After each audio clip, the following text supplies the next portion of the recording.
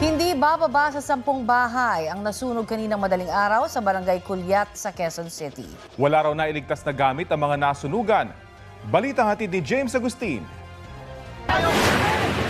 Nagangalit na apoy ang gumising sa mga residente ng Bayanihan Street sa barangay Kulyat, Quezon City pasado alas 2 sa madaling araw kanina. Sa laki ng apoy, mabilis itong kumalat sa magkakadikit na bahay. Itinaas ng Bureau of Fire Protection ang ikalawang alarma. Tumulong na rin ang ilang residente sa mga bumbero sa pamamagitan ng pagpapasa ng mga balde ng tubig.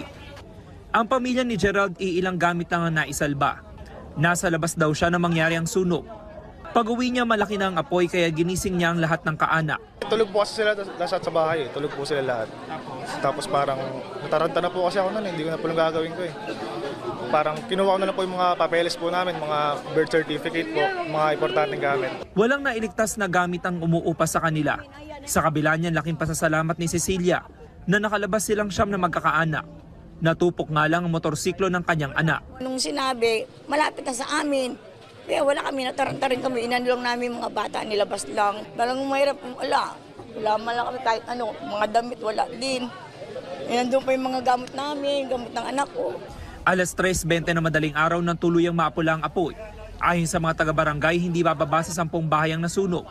Apektadong 17 pamilya, katumbas ng 74 na individual.